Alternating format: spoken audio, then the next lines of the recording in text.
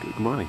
I missed you, Doctor. I think you must have been getting a glass of water or something when I came in. Nice to see you here. Thank you. A quorum being present, the Subcommittee on National Security and Foreign Affairs, the hearing entitled U.S. Aid to Pakistan, Planning and Accountability will come to order. I ask unanimous consent that only the Chairman and Ranking Member of the Subcommittee be allowed to make opening statements, and without objections, that's so ordered. I ask unanimous consent that the gentleman from California, Representative George Miller, be allowed to participate in this hearing. In accordance with the committee rules, he will only be allowed to question the witnesses after all official members of the subcommittee have had their turn. Without objection, so ordered. I ask unanimous consent that the hearing record be kept open for 5 business days so that all members of the subcommittee will be allowed to submit a written statement for the record, and without objection, that's so ordered. So once again, I say good morning to all of our witnesses that are here today. I really appreciated the written testimony. I think I mentioned that to Dr. Wilder and Dr. Ahmed earlier on that. It certainly is food for thought, and Mr. Flake and I were just discussing this. We're anxious to hear your testimony. We'll try to keep our opening statements relatively brief. On October 15, 2009, President Obama signed the Enhanced Partnership with Pakistan Act. It's informally known as everyone here knows, the Kerry-Lugar-Berman Bill. It tripled the United States civilian economic and development assistance to Pakistan to $1.5 billion annually until 2014. While Kerry-Lugar-Berman was a largely bipartisan demonstration of U.S. commitment of long-term assistance to Pakistan, serious concerns remain regarding the ability of USAID and the State Department to effectively and efficiently manage and account for such a massive increase in assistance. In November, I led a congressional delegation to Pakistan in order to investigate, among other things, the status of U.S. assistance programs and the State Department and USAID's capacity to manage and oversee Kerry-Lugar-Berman funding. At the time, Ambassador Holbrook's team and USAID in Pakistan were actively searching for a new delivery model for U.S. civilian assistance to Pakistan. I understand that this policy review is now almost complete, and I look forward to the administration testifying before the subcommittee on their plans in early 2010. During the congressional delegation, we met with Pakistan's civilian leadership and political opposition, and a wide variety of civil society members, NGOs, and international contractors. We also traveled to Peshawar to deliver aid supplies directly to the principal hospital that had been receiving wounded from the many bombings there over the several months preceding. No one will be surprised to hear that everyone had a different perspective on how the United States could best deliver aid. Prime Minister Gilani prefers more aid to be funneled through the central government.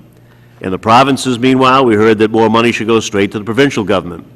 Local NGOs boasted that they could cut out the high administrative fees for international contractors and build more domestic capacity, but international NGOs and contractors claimed that the local players did not have the capacity to do so.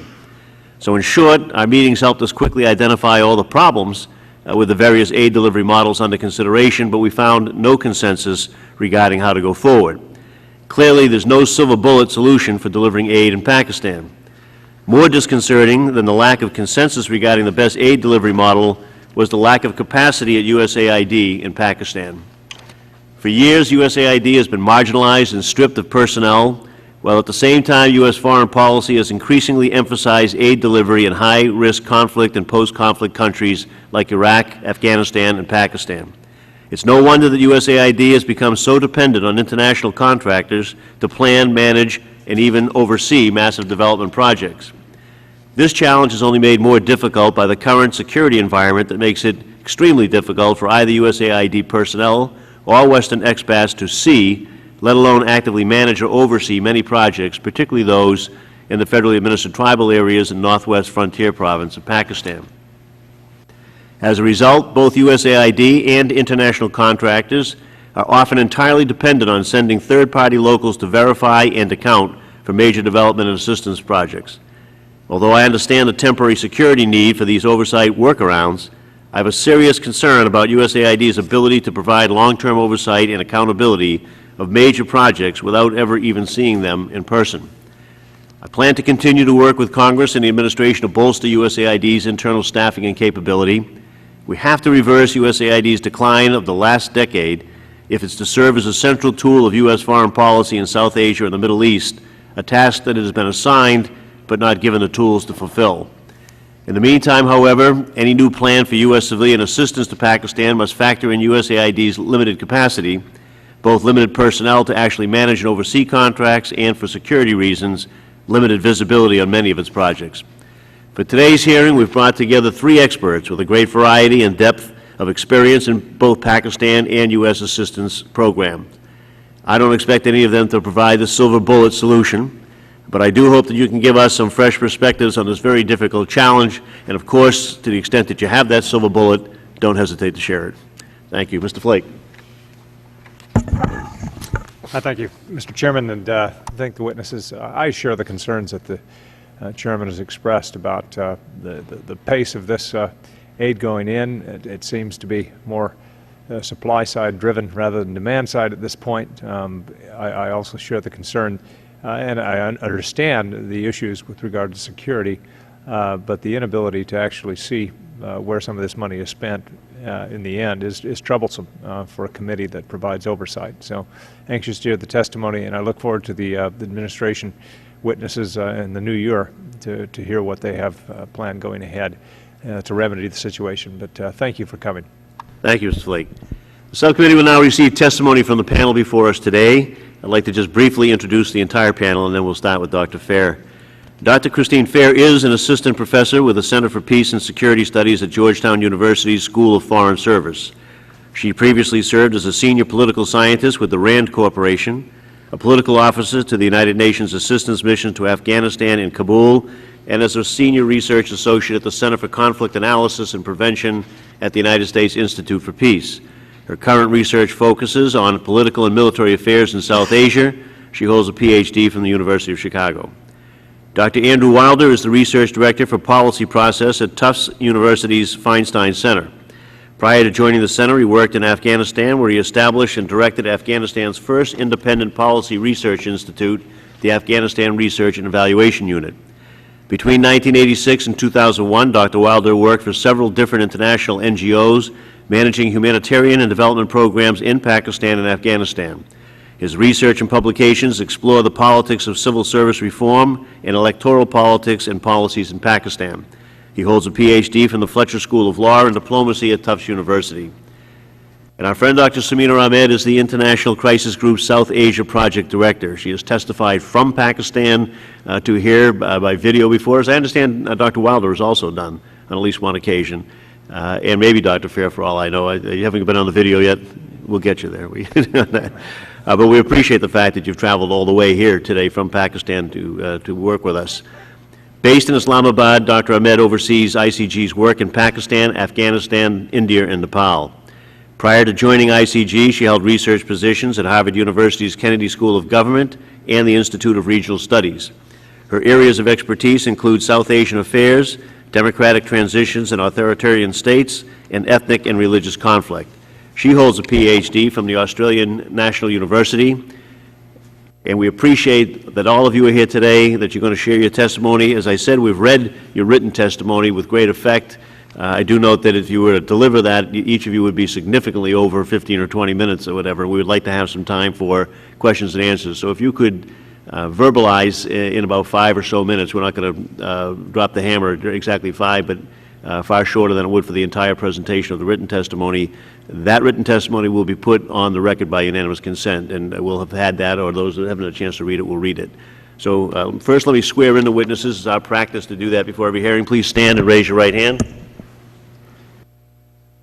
Do you solemnly swear to tell the truth, the whole truth, and nothing but the truth? The record will please reflect that all the witnesses have answered in the affirmative.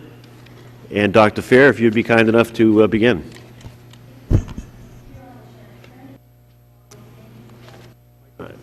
Oh, this isn't on? Oh, there we go. Sorry about that. Okay. As a non-USAID practitioner, my comments will draw from my own experience in Pakistan since 1991, as an Urdu speaker who's traveled throughout the country, from survey work that I've conducted with various collaborators, as well as from reviews of the relevant secondary literature. As we know, since 9/11, aid has become very much a tool in the global war on terrorism. Yet in my interactions with Pakistanis since 9/11, many persons have communicated a deep awareness of, and quite frankly, discomfort with, Washington's instrumentalism of its assistance, as I note at length in my written statement. Pakistanis complain bitterly about the modalities of U.S. aid, noting that the provision of large sums of cash without significant oversight and monitoring actually fosters corruption. This has fostered a deep cynicism that Washington explicitly seeks to ensure that Pakistan remains weak, riddled by corruption, and more vulnerable to international pressure generally, and that of the U.S. in particular. As I describe in my written statement, beliefs about corruption in some measure drive Pakistani popular support for Sharia, and that draws from the survey work that I've done recently. It is not clear that these perceptions can be managed through a public diplomacy campaign, howsoever sophisticated. Arguably, if the United States wishes to move public opinion in Pakistan, it will have to change how it works with Pakistan and engages its citizenry. Moving forward, considerations for future USAID programming in Pakistan. It certainly, as you noted, easier to identify the problems than it is to offer effective solutions. Yet I present a number of steps in consideration that may be useful as USAID reconsiders its future aid delivery mechanisms in Pakistan. First, there is a dire need to better discern Pakistani preferences. USAID personnel have conceded that the pressures to execute does not allow efforts to discern Pakistani's preferences, which is critical to generally demand-driven programming. This results in supply-driven programming that may not address the needs and aspirations of Pakistanis, and even engender frustration with the foreign-driven agenda. I provide lengthy examples of current deficiency in this regard in my written statement. Equally important, USAID does not collect data to inform their branding decisions, which is absolutely strange given the technical expertise to do this sort of market research in Pakistan. There is a shocking paucity of robust data about Pakistanis generally, the views they have on a wide range of domestic and foreign policies, the sources of information that Pakistanis access and which inform their views, and the legitimacy and trustworthiness of various sources of information. For years, development economists have debated the vices and virtues of community-based development programming. Unfortunately, there is no obvious way to resolve the debate between community-based development and those provided through subnational or even national channels, because there are really no robust studies of the relative benefits of any of these mechanisms. World Bank analysts Mansouri and Rao have conducted an extensive review of community-based development projects, and they conclude that the success of these initiatives depend critically upon local, cultural, and social systems. And, quote, "It is therefore best done not with wholesale application of best practices applied from projects that were successful in other contexts, but by careful learning by doing. This requires a long-term horizon and willingness to engage in a monitoring and evaluation process that is not only rigorous, but is designed to allow for learning and program modification." This description is exactly what USAID seems ill-positioned to do, yet the literature suggests it's not a luxury, but rather a necessity. It's worth reflecting upon the role of NGOs in particular, certainly since you mentioned them, given that one likely movement away from the large institutional contractor approach with their high overhead may be to increasingly rely upon Pakistan-based NGOs. I think many people on this panel can attest that NGOs are seen with considerable dubiety in Pakistan, ranging as the personal hobby of elite housewives to mechanisms to basically take money from the U.S. tax dollars and put them into the pockets of those that run those NGOs. So it's absolutely critical that USAID discern which NGOs are credible and, most importantly, which ones are seen as credible. In my testimony, I suggest that it might be useful for USAID to set up the kind of mechanism that we have here in the States that puts transparency into NGOs, the way they use expenditures, their service delivery, and so forth. Those sorts of systems might be able to, over time, increase public confidence in NGOs because they can discern more credibly which ones do their job and which ones are basically rent-seeking organizations. But there are other potential problems associated with using NGOs, and I cite some studies of this in my testimony, namely the civil society organizations, sorry for the abbreviation.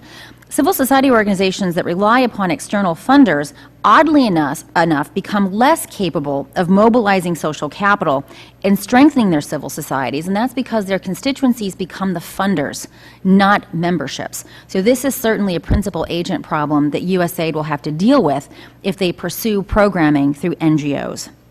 One of the methods that I have advocated with my World Bank colleagues is actually using the markets and generating demand for change.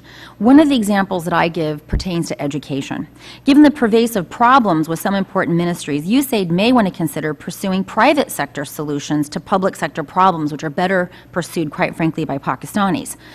I look at the education sector reform, and argue that Washington has very little scope to change either the madrasa curriculum or the public school curriculum, and that in fact Washington's efforts to do so are really seen as efforts to de-Islamize. And this has produced a number of backlashes against U.S. efforts, which I've written about at length elsewhere. One of the things that the World Bank has actually done in an experiment is that they provide report cards for student and teacher and school performance. And what's interesting, when there's a cost-neutral way, parents actually shift to private schools. There's a lot of misunderstandings about private schools and their cost structures. I say in my testimony, private schools are the fastest growing segment in Pakistan. They're actually one of the most efficient ways of delivering a higher quality education for reasons that I discuss at length. Another way forward that work suggests to me is actually information-based programming.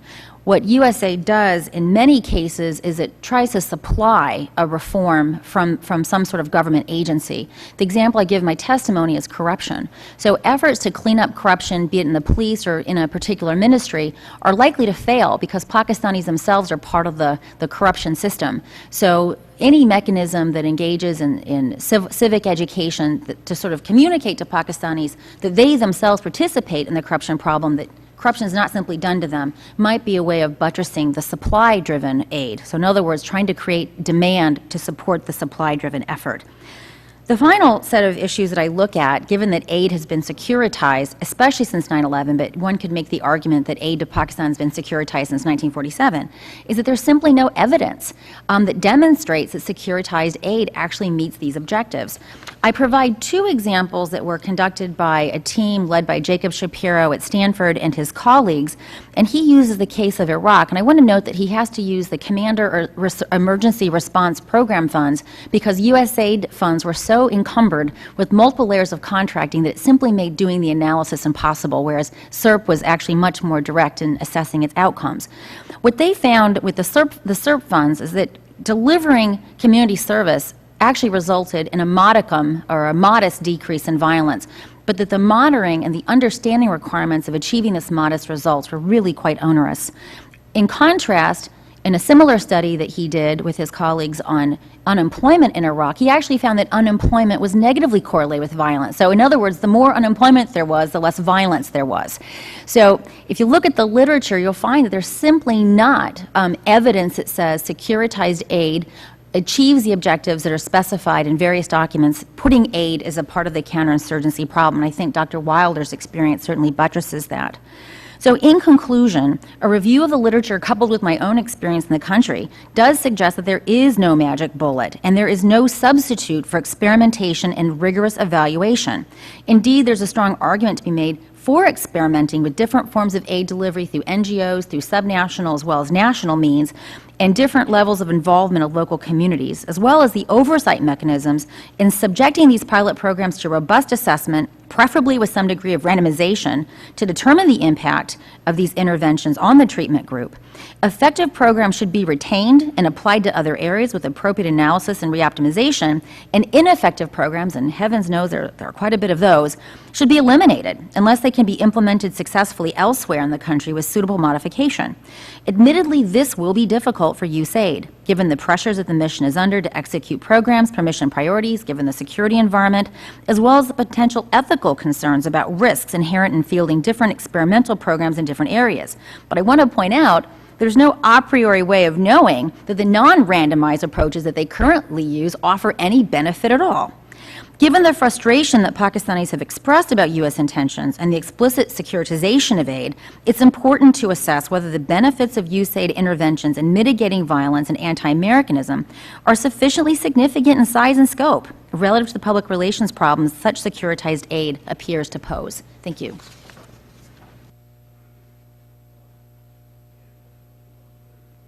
And note that we're one-third of the way through without the silver bullet, so we've got to keep moving on this. Dr. Wilder, please.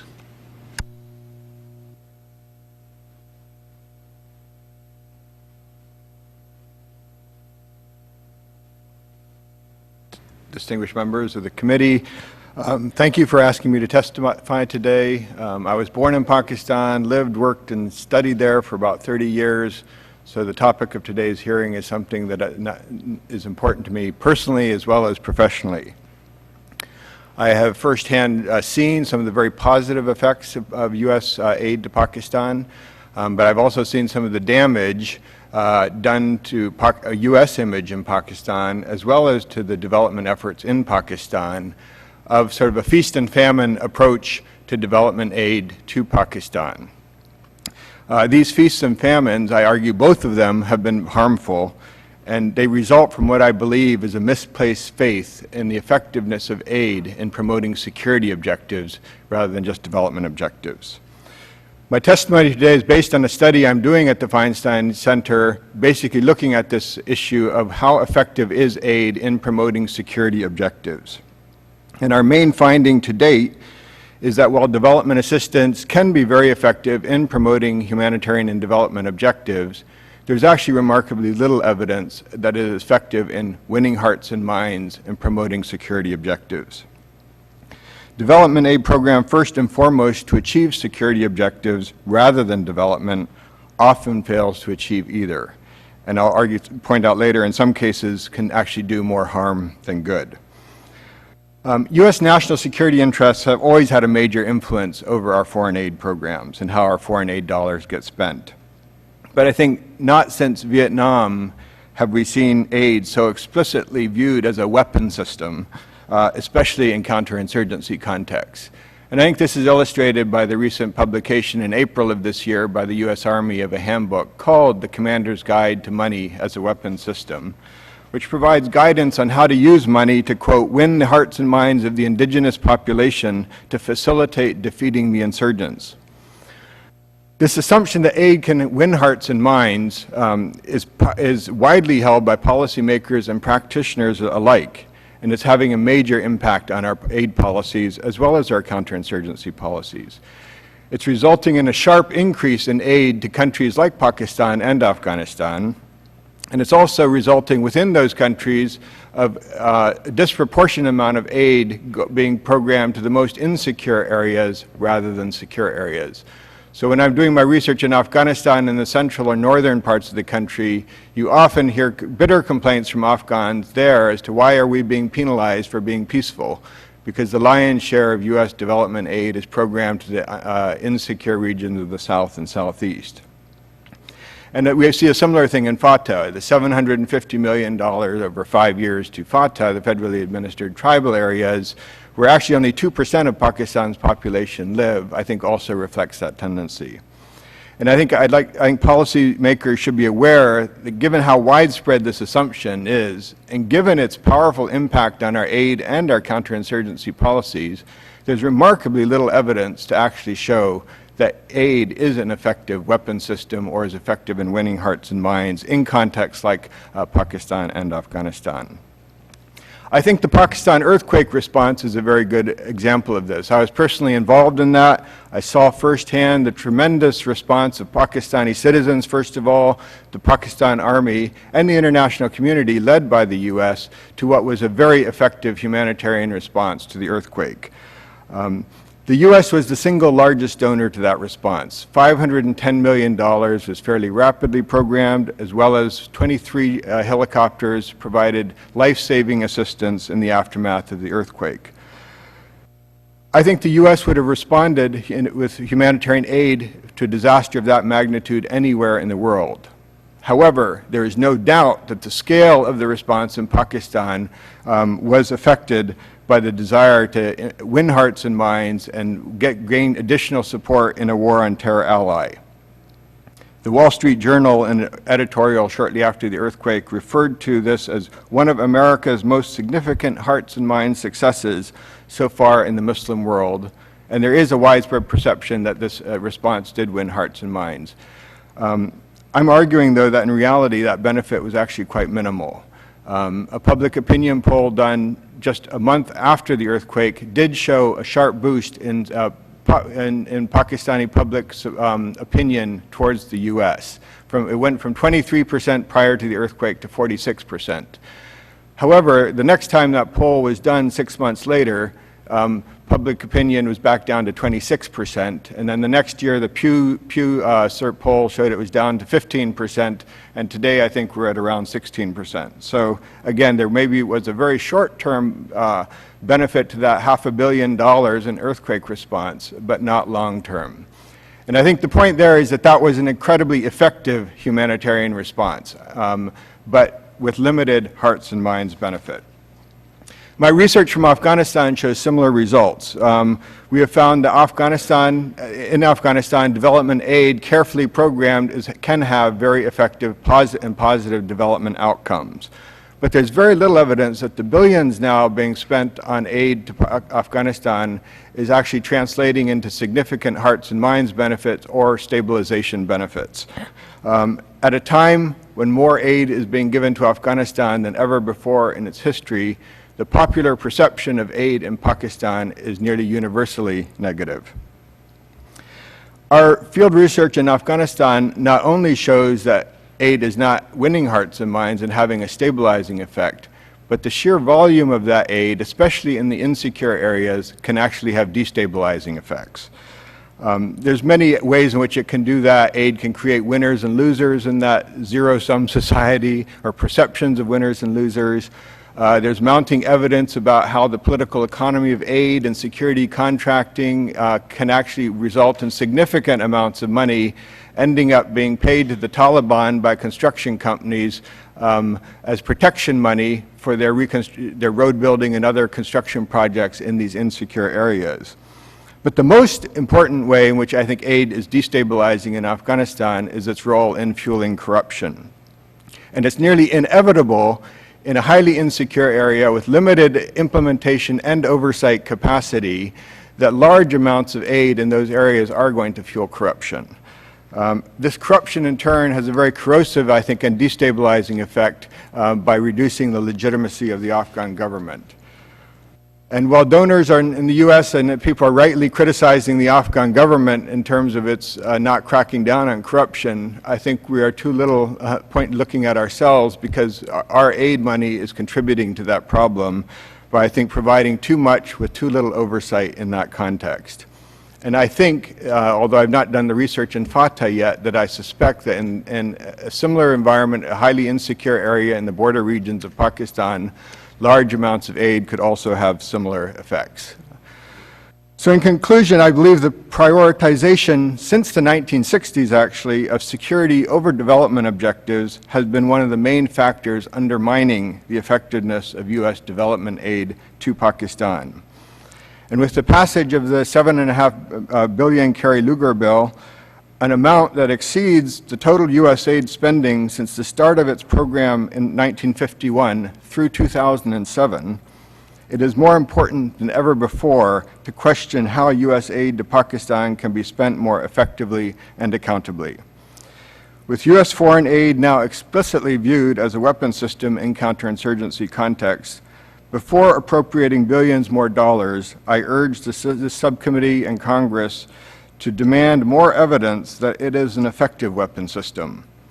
It is hard to imagine that the U.S. would go to battle in with any other weapon system whose effectiveness is based to such a great extent on unproven assumptions and wishful thinking. Thank you. Thank you, Dr. Wilder. Appreciate that. Dr. Ahmed. Thank you, Mr. Chairman. A pleasure to be here and to testify at this very important hearing. Let me start off by saying this. Is U.S. aid desirable in the Pakistani context? Yes, it is. Is it needed in the Pakistani context? Yes, it is. How effective will that assistance be? That will depend on the mechanisms that are used to provide that assistance. That will also depend on the oversight of that assistance by the U.S. government, but also by the United States Pakistani counterparts.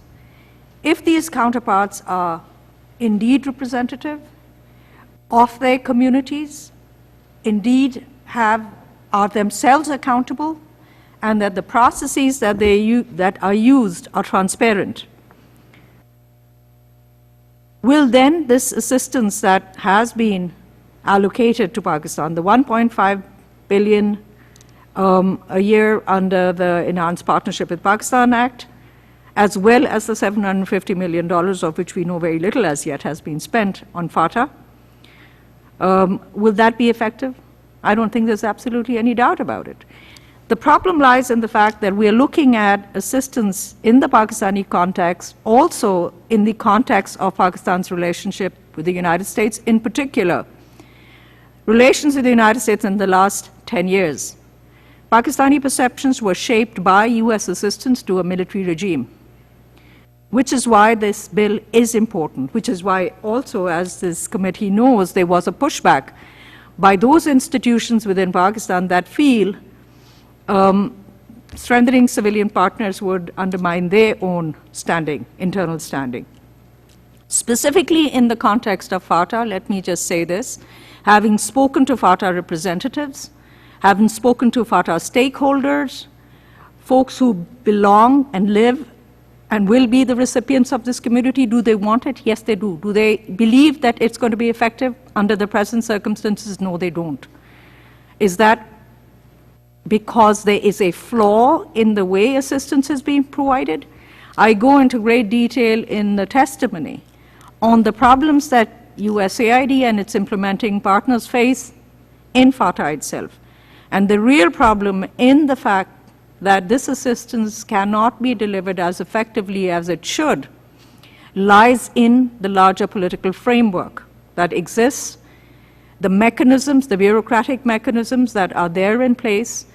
If there is no political reform, and we stress upon that very strongly, this is a civilian government, it's an elected government, it understands the importance of reaching out to the communities, also understands the importance of winning the peace.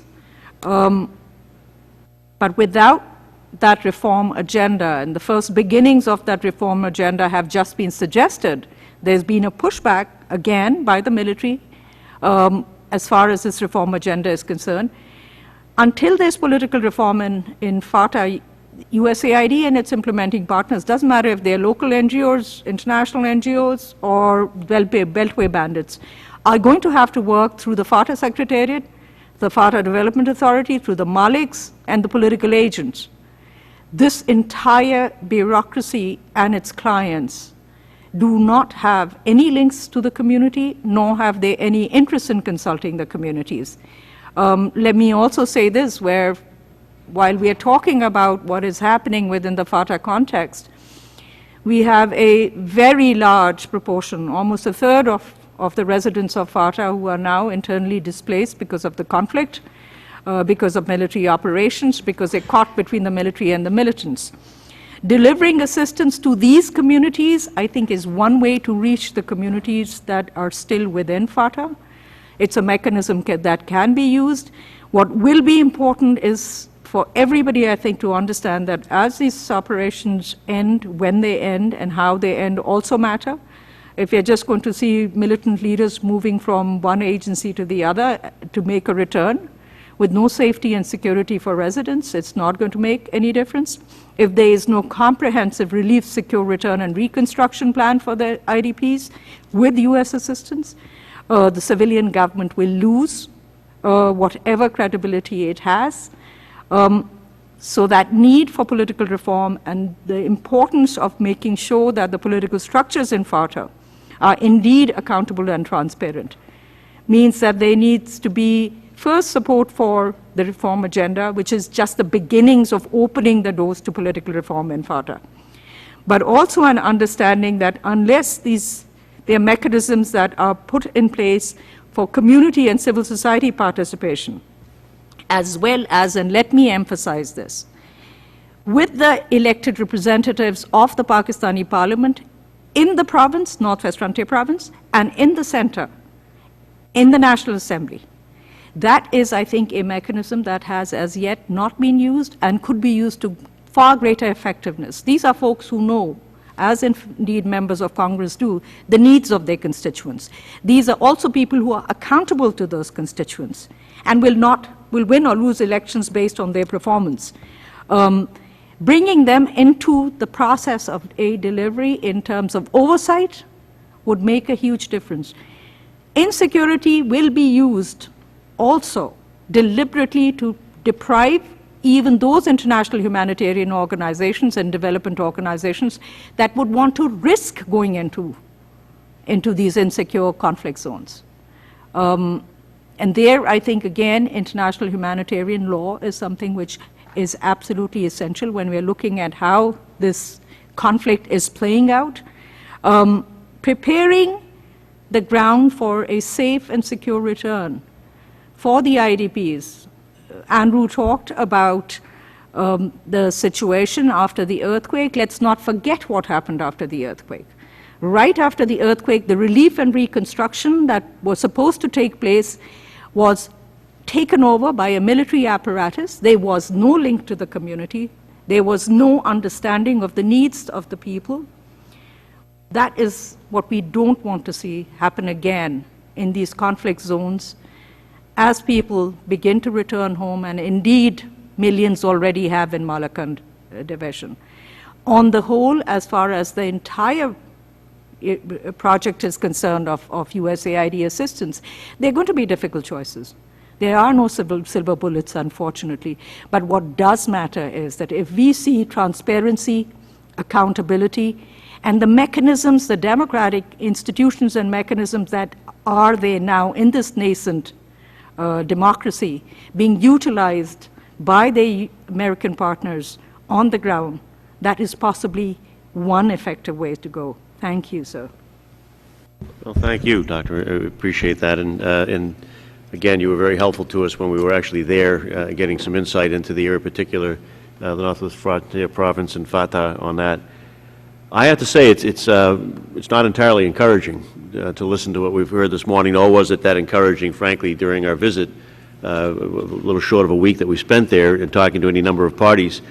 It makes some of us wonder, you know, this securitization of aid, I think is the way Dr. Fair put it in her testimony, this whole counterinsurgency theory, that if we somehow meld the security aspect with the development aspect and we're going to contain and combat and mitigate terrorism, doesn't seem to have a great deal of validity in terms of studies or reports or any evidence on that. It doesn't seem to promote peace. It doesn't seem to be mitigating any conflicts. Certainly doesn't seem to be dissuading populations from embracing extremism. In fact, if I listen to Dr. Wilder and Dr. Fair in particular, it seems to be fomenting distrust and encouraging rampant theories of U.S. Animus toward the Pakistanis, in fact. So it makes us wonder whether or not we've got it wrong when we look at the counterinsurgency policy on that. Do you see, Dr. Wilder, your work is directly contradicting the counterinsurgency theories that are abounding? It's questioning a central tenet about the counterinsurgency strategy, and I think there's been very much focus, and all the debate is on troop numbers. But in the coined mantra of clear, hold, build, the build piece actually doesn't get much questioning. And I want to emphasize, I've been a development worker most of my life. I'm a strong believer in the importance of development and development aid. But I think that we shouldn't assume that development aid can defeat these or have a big impact on what's driving conflict in some of these contexts. And we're hoping to shift our research more into Pakistan during this coming year, but if you look at what's driving conflict in Afghanistan, but I also suspect in the border regions, it's actually, I think, not first and foremost poverty or lack of infrastructure or lack of social services. All those things are important, and we should be trying to address those because those are important for development's sake. But those are not the things fueling the conflict. So I don't think we should assume that by spending hundreds of millions of dollars quickly in a context like that, it's going to change the conflict dynamic. And as I said, what's alarming from Afghanistan is indeed that actually that assumption is exacerbating the problem by fueling corruption, which I think is a big issue that delegitimizes governments and actually creates instability. Would I ask this of all three of you, would I be misreading your collective testimony if I said that I see in there some indication that we ought to sever the concept of development aid from security? We ought to make sure that we take the time to collect the data, analyze it, and implement the best delivery model or whether or not a particular NGO or series of NGOs are the best people or the government's the best people to deliver it, and recognize sort of a need for having quality projects with great impact as opposed to a large number of projects and a quick disbursement of the money. Would that be, Dr. Ahmed, is that a fair statement? There needs to be a framework within which aid is dispersed. Let me say this, from my experience of Afghanistan, and I've worked in Afghanistan actually for the last 25 years, but I've had a standing office in Afghanistan since January of 2002. Our concern was with that big project, the Ring Road. All that money put into that one high-profile project when the needs were quite different on the ground. So I do think that one needs to do a little bit of a balancing act before all the money is put in, for example, in the Pakistani context, as is being suggested, into either energy or water, one high-profile $200, $300 million project, without actually understanding the politics involved. And I think it's going to be crucial. Let me just say about one issue, water. This is the most contentious of resources within Pakistan. It's a federal framework. All 4 federal units are, basically fighting over a very scarce resource. So doing the homework beforehand and then determining if this is going to be desirable without the kind of consultation you need on the ground, I would hesitate to go down that road. Doctor? If I could just, I also wanted to emphasize that I'm not saying that there's not going to be an effect anywhere. I think you need to do that research and look at each individual context because they differ. It could be that conflict in some country is actually generated due to disputes over natural resources, and very conflict-sensitive aid program that looks to try to address that, where the different competing communities you can have a win-win situation. In that context, aid could mitigate conflict there.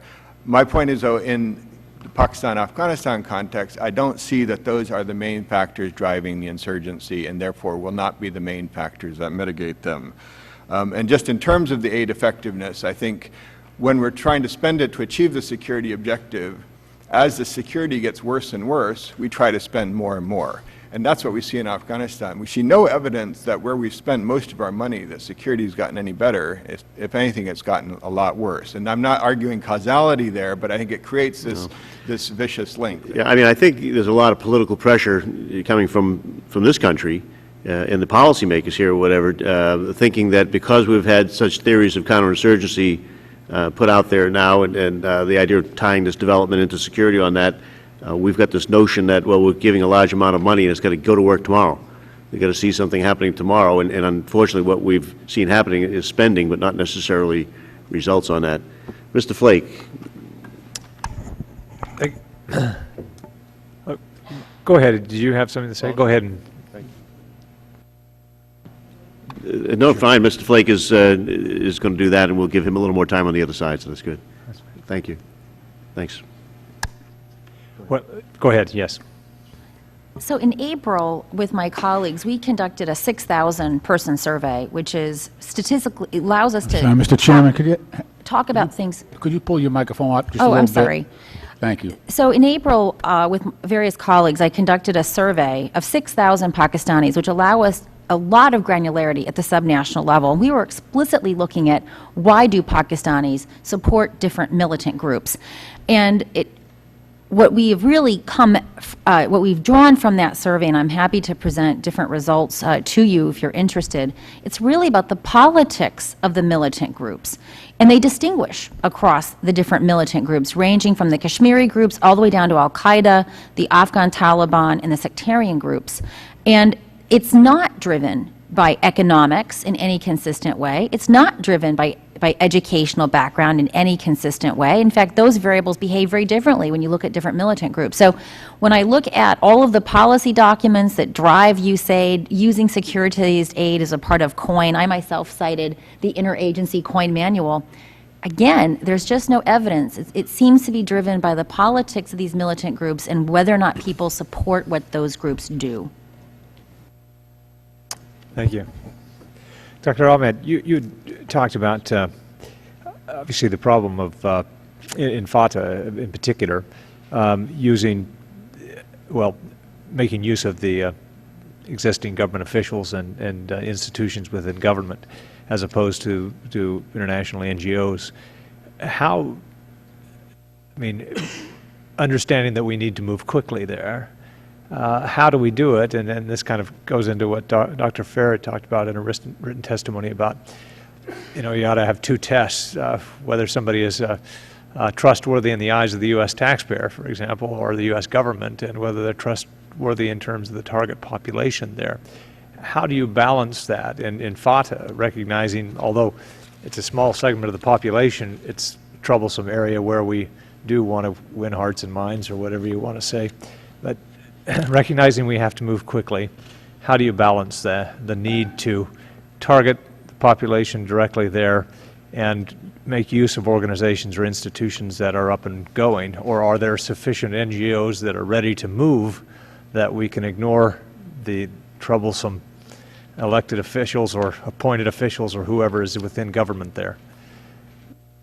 Do you want to illuminate a little on that, in FATA in particular? FATA is a case apart from the rest of Pakistan. And I think that is one thing that should be recognized from the onset. The bureaucracy we are talking about in FATA is a separate bureaucracy because of the way that is kept apart from the rest of the country in constitutional terms. The reason why this bureaucracy is in absolute control of whatever happens on the ground is because of the rules of the political, constitutional, legal game. And that is why this bureaucracy is such an impediment. It's the least transparent. It is the least responsive to local community needs because it doesn't have to be. It's FATA residents have no political rights, no civil rights, no legal rights because of the structures that are there in place. Our concern is if the assumption is that the government of Pakistan is who we should be working with, yes, the government of Pakistan is actually the provincial government, it's a federal government, and then you have a very separate subsect of that government, which is the FATA bureaucracy. Right. Our concern is, can you find, in the specific context of FATA, is this bureaucracy going to be an efficient way of dispersing assistance that will reach the communities? This bureaucracy doesn't even have any links to the communities. It works through its own clients. Are there NGOs, local or international, that have a track record of working on FATA? Yes, they are. Do they have the capacity of dealing with large amounts of money? No, they don't.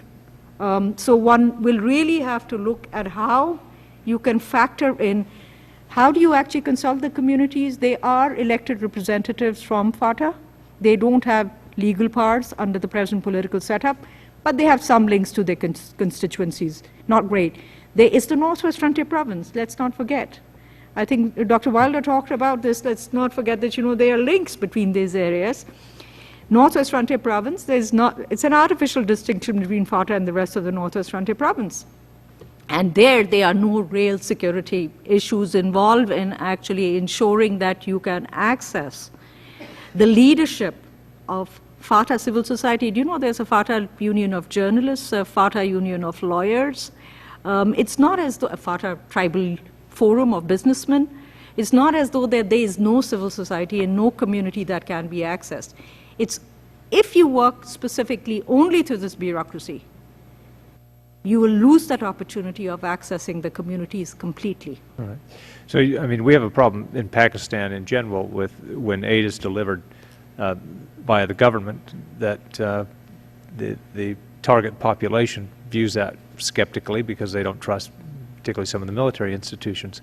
You're saying that's even more so in the FATA because they don't have the links to the target population?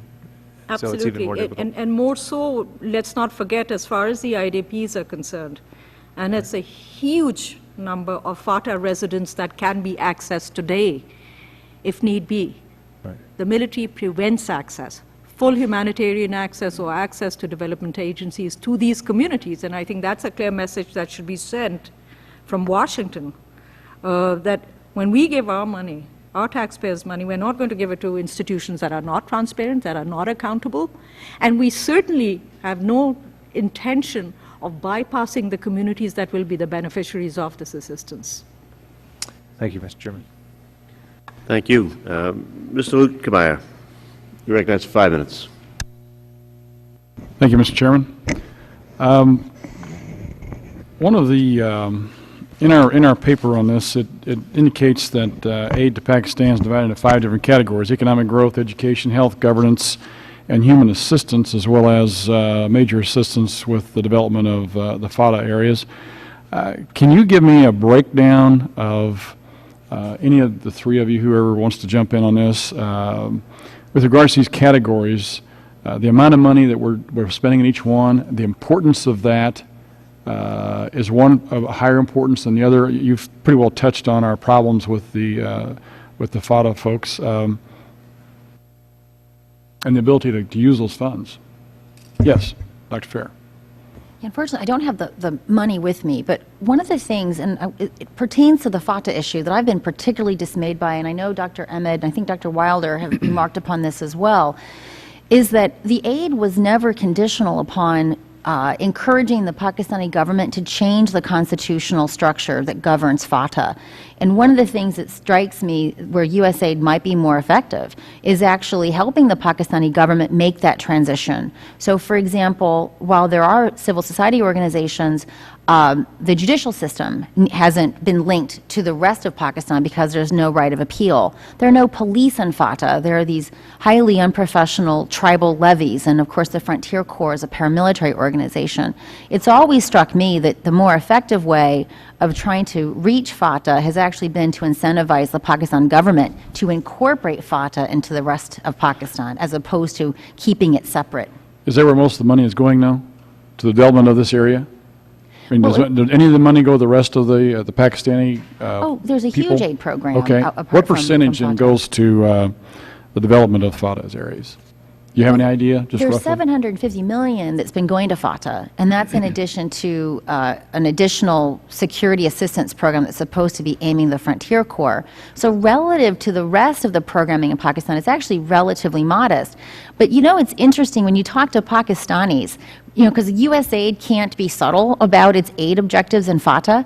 So Pakistanis have this belief that we're largely only operating in FATA, and that fuels this additional conspiracy about the securitization of aid, that if you weren't in Afghanistan, you wouldn't care about FATA. So in other words, you don't care about Pakistan, you care about FATA because of the insurgency. But what you're saying, though, is that that most of the money goes to other areas of Pakistan for economic growth, health, and other things like that. And my question, I guess, is how effective are we? And I mean, the FATA issue has been, dominating the discussion here. What about the rest of the aid to the rest of the country in the areas that it's supposed to go into, such as economic growth, health, governance, humanitarian assistance? Does it go to those areas? Is it effective? Well, they don't know because they don't do those evaluations.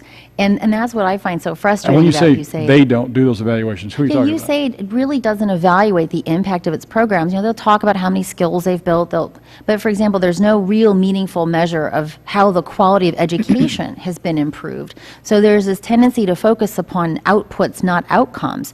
And in fairness to USAID, evaluations are expensive, especially when conducted through institutional contractors. And at the risk of projecting self-interest, I think USAID should be partnering more with the academic community because they have more luxurious timelines, they have a more competitive cost structure, and they actually have the academic expertise, I'm talking about quantitative analysts in particular, to help them isolate the impacts of their programming upon outcomes. And so the other alternative to think about is actually partnering USAID with programs, for example, like what Dr. Wilder does, as opposed to relying upon these institutional contractors. I've seen institutional contractors grade other institutional contractors' homework.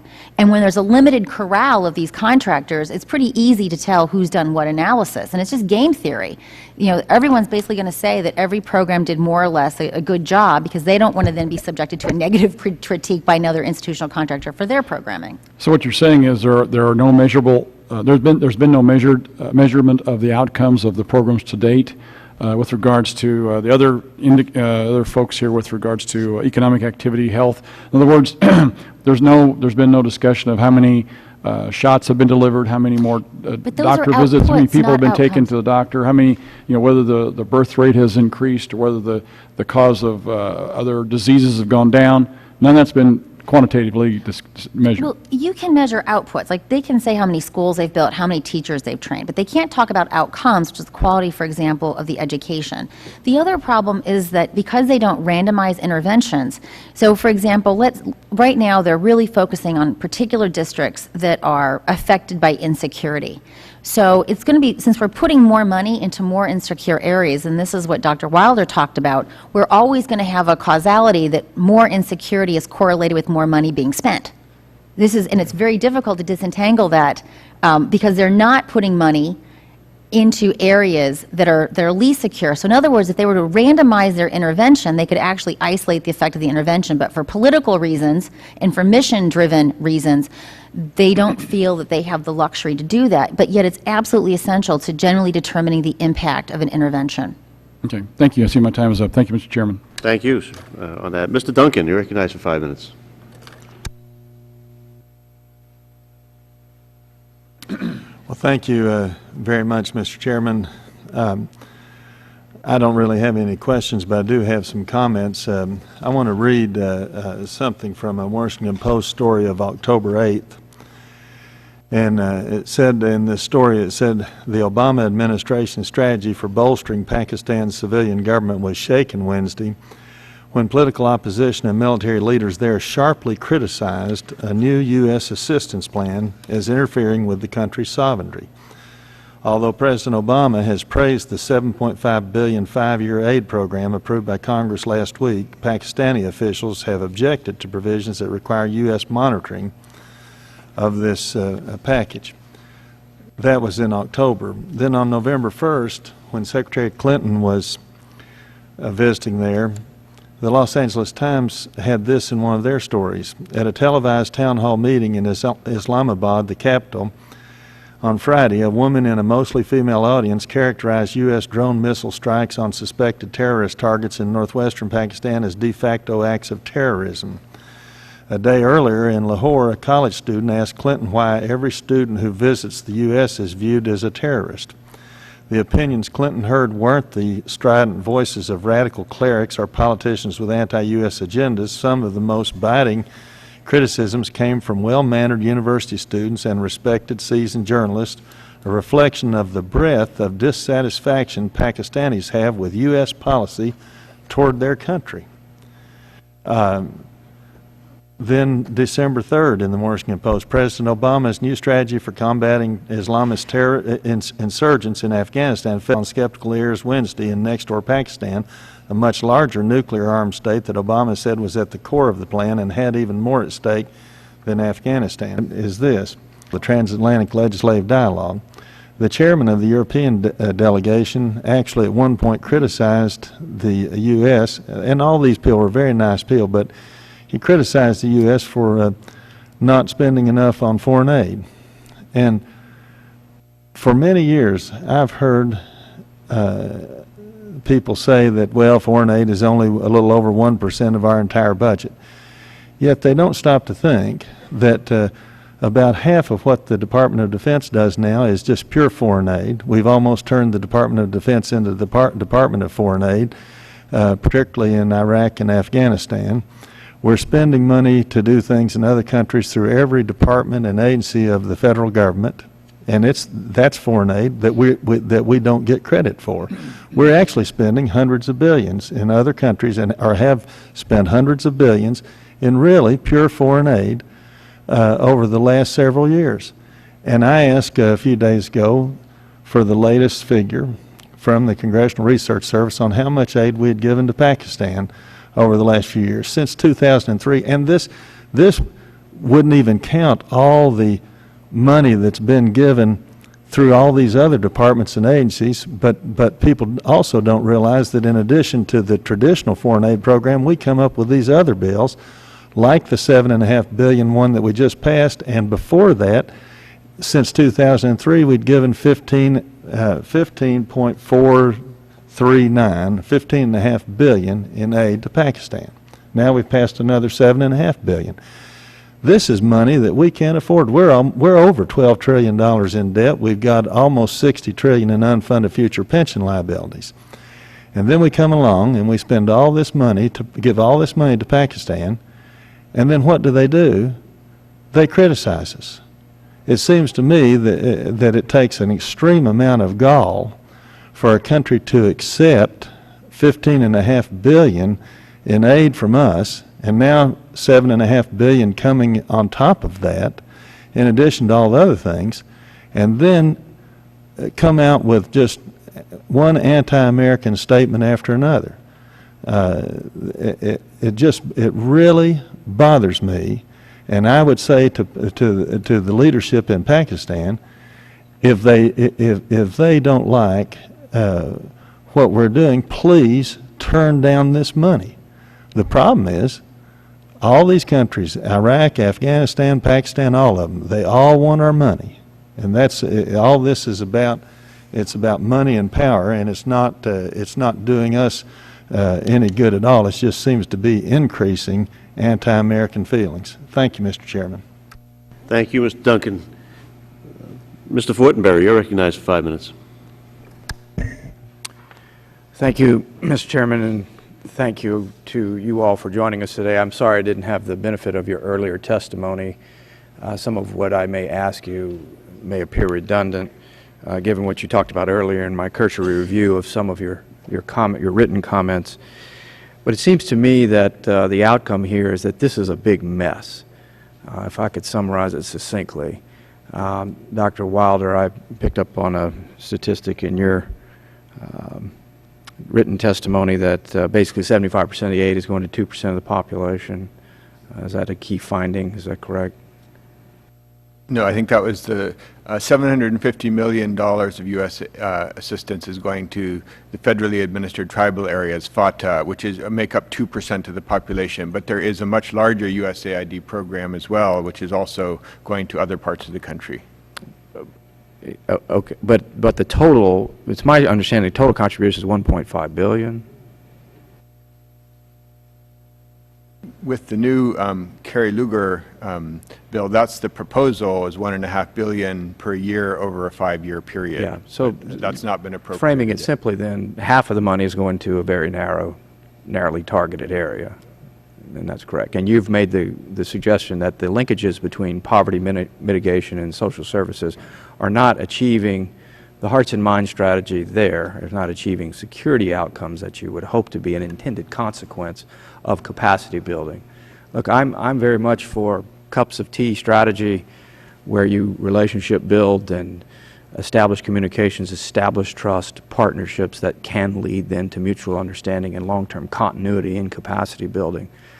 But given some of the complexities as to how this is targeted, as to how it is institutionalized, it seems to me you're raising very critical points that we may have to rethink some of this with the intended outcome of strengthening the partnership and alliance for the long-term security situation of the region, not to mention the social justice outcomes we want to see for impoverished people around the world. Is that a pretty correct summary of what I've gleaned thus far? Yeah, the point I was trying to make is that there is evidence that our development aid actually can have very positive development outcomes. I think where we don't have the evidence is the positive security outcomes. And that's where I'm arguing we probably need in some of these contexts to de-link those two and value development as a good in and of itself, even if it doesn't end up making people like us. Because FATA, the needs are tremendous. Although I would like to point out it's actually not the poorest region in Pakistan. There's things that can be done there.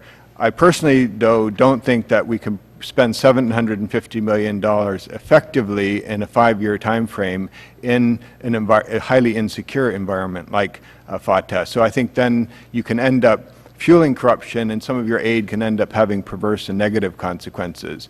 But I think it's not to say we shouldn't be doing anything in FATA, and it's certainly not that we shouldn't be trying to do lots in Pakistan. But we should be very aware that where our aid development is good for promoting development objectives, there's not evidence that it's really good for promoting our security objectives in Pakistan. Maybe I misstated that earlier. Maybe I said 75% of our aid is going to 2%. I meant $750 million of the aid is going to 2%. Right.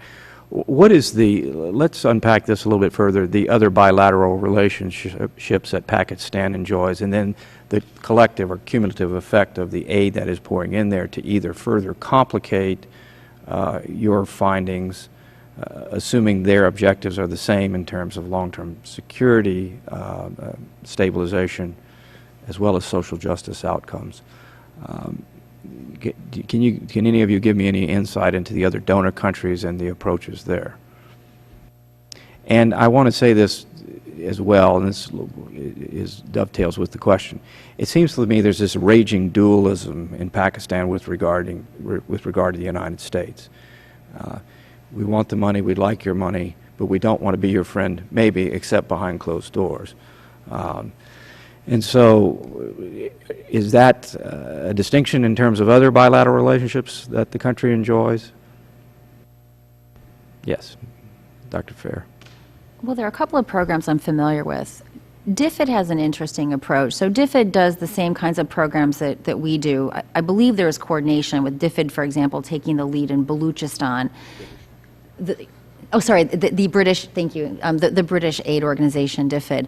But they're also very interested in doing what I'd suggested in my written testimony, which is supporting their supply-driven efforts. So, for example, whatever intervention they're trying to do, they're trying to support it with a civil society outreach to create demand. So the example I gave was corruption. So it's one thing to try to clean up a particular bureaucracy or a particular service delivery, but unless you also engage in civil society to educate people that actually, while it may be efficient to pay a bribe to get a phone line, that in fact it makes everyone's lives more difficult. So they're really interested in trying to build this demand for change, even while they try to supply it. The Canadian agency, FATA, is much smaller in profile. They work primarily through NGOs, and they seem to have a very different aid delivery model. So one thing that USAID might want to do is look at these different organizations. The Japanese are also heavy investors. They've also heavily securitized their aid. And when I've seen analysis of the Japanese aid program, there are very similar critiques to those of USAID. Now, Pakistan has a lot of other partners, which they tend to use to bribe us. So if you don't do XYZ for us, we'll go to China. Of course, they have a very important relationship with Saudi Arabia. They also get, and it's pretty hard to discern, a lot of money through, we can't say they get money from Saudi Arabia per se. They get money from remittances. They get money from religious organizations. So there's actually quite a bit of money going in. You know, I've actually, one of the things that's so frustrating in dealing with the Pakistanis is that they tend to view our aid as an entitlement. So when we cut the aid back, it's viewed as a penalty. And because they view it as an entitlement, this issue of sovereignty, you know, how dare you say that we're your important ally, but now you want to actually subject the way we deal with your money with scrutiny. And this has been a very long-standing problem, and it's pervasive not only in USAID, it's pervasive. We saw this with the coalition support funds. Virtually any program that we have with the Pakistanis, it's subjected to these problems. Mr. Chairman, if you could indulge me just one more moment. Is this a kind of a purposeful dualism in order to, again, because of the internal political dynamics, create a position of authority and power and legitimacy in the country versus, again, behind closed doors, actually needing the aid for long-term governmental stability objectives? I actually do believe that to be the case. Yeah. So a really good example of that is the drones. The reality is the drones do not kill that many civilians. I have this from very well-placed Pakistani sources. Their administration knows this. The drones are run from Pakistani territory. It's done with their permission. We're not obviously running drone operations in a rogue way. And in fact, in Pakistan, the drone discourse has changed. During SWAT, when 4 million people were being displaced, if you read some of the op-eds, they were saying, why don't we have drones? Because drones don't displace millions of people.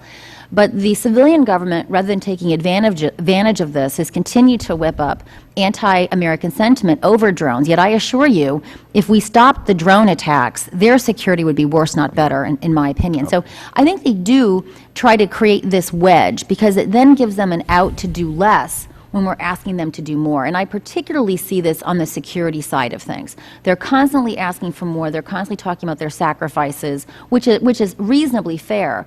But I think that we have not struck a good bargain. You know, on the main, you know, they've been marginally satisfiers, and this is true across the board in many of our engagements with them.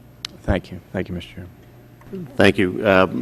I want to give Dr. Ahmed a chance to talk about something here, and I think it will be helpful, or hopefully helpful to all of us on that. When we were doing the so-called Kerry-Lugar-Berman bill, a number of us were adamant that there be conditions in that bill.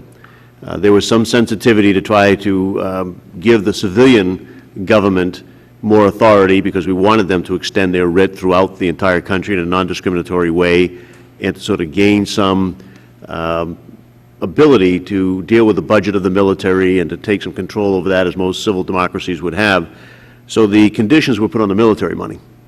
All right, and basically one of the conditions that must be met is that they do extend their writ over the entire country if they're going to continue to get the military assistance on that. And Dr. Ahmed, I'd like you to talk a little bit about the relationship between the military establishment and the civilian government on that, because it's been my distinct view, and I think you well know and others, that the recalcitrant here, we have all sorts of corruption issues and incompetence issues on the civilian side, but we have some very serious issues on the military side about just how much they want to impact all the policy decisions as well as the strategic and implementing decisions on that, and how much control they have over it, and the pushback that you get and how they utilize this sort of narrative that, oh, you can't put conditions on us, you're interfering with our sovereignty, you're treating us like a stepchild, and all of that, to get their way of not relinquishing authority that in most democracies would be shared or primarily come from the civilian government. Would you speak to that?